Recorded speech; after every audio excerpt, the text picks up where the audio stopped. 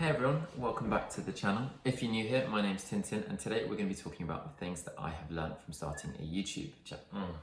Fuck me.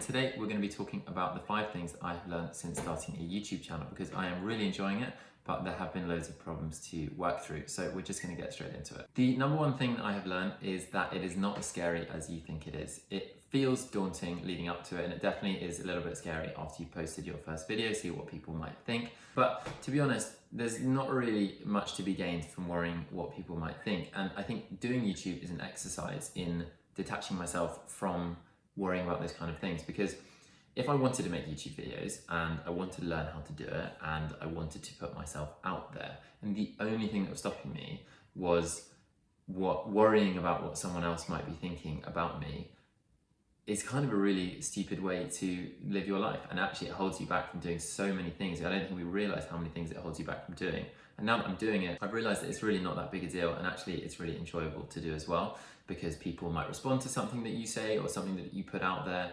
and I get a lot of energy and enjoyment from putting something out there and seeing how people respond, and generally they respond in a good way. The second thing that I've learned is that it is hard to start a YouTube channel.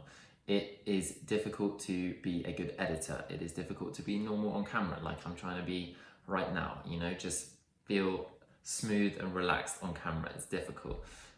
It's also really difficult to break through loads of small problems that you didn't even anticipate, like getting files from your iPhone onto a Windows computer is for some reason really difficult. Or at least it took me several hours of research and figuring out how to do it because several methods didn't work for me. Another thing was the tripod. I spent half an hour to an hour yesterday just trying to get my camera, my iPhone mounted on the tripod because I couldn't figure out how to put it together.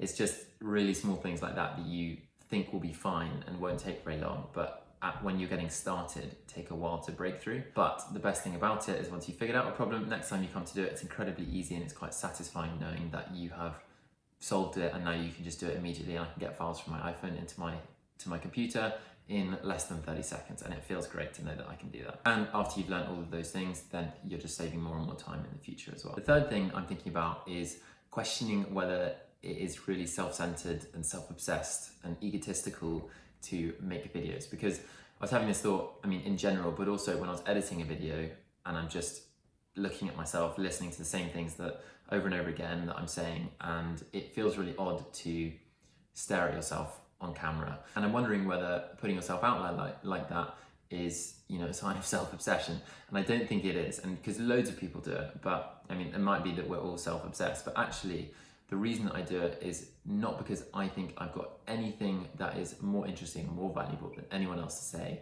It is simply because I have learned things in my life and I'm interested in the process of learning, and I want to share things that I have learned in case there's anyone who might relate to it and take something from it, and that is all it is. It's actually quite freeing once you realise that what you're doing is not really self-centered, especially because the reason that I'm doing it is because I genuinely enjoy doing it. I don't particularly like editing videos of myself, but it is fun to learn new things and share them online, and there are people out there who might have something to say to you about it and might take something from it, and I think that's a really valuable process. The fourth thing that I've learned is that YouTube acts for me like a funnel for all of the content that I absorb anyway. So previously I read books, I listened to podcasts, I had conversations with people about the topics of fulfillment, personal development, like all of that kind of stuff. And now having a YouTube channel actually gives me somewhere to put it all. I was writing a newsletter for every week, which you can sign up to, the link is in the description, about these kinds of things, but I wanted to do more with it. And now that's exactly what's happening with my YouTube.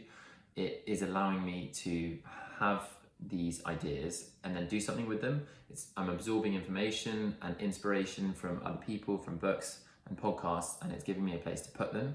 And so I'm actually really enjoying the process for myself, and that's really valuable. And it's also making me want to learn more about these things and read more and listen to more and have more conversations, because I want to make more videos and have more content to produce. So it's actually a nice little circle that I've created for myself. The fifth thing that I've learned is that I'm really enjoying it. It is really difficult at times and it is hard. I'm having a lot of mental battles and internal conversations about whether I'm making myself look like an idiot, or whether I'm crazy and delusional, or whether I'm actually doing totally the right thing and just sharing things online that I want to share.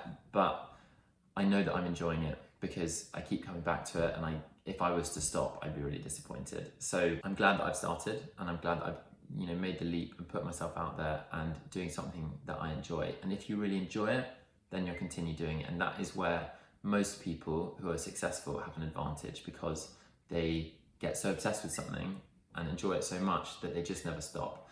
And sticking around, as we know, is 90% of the game in any industry. You just need to be there long enough. So that is hopefully why I will have the motivation and energy to continue producing videos and do this for a while, because I'm just enjoying it. Thanks for watching. I hope you enjoyed the video. If you want to watch me talk about why it's hard to start a YouTube channel, click here. And if you want to sign up to my newsletter to hear me talk more about the journey of YouTube and what I'm learning whilst doing the process, oh God.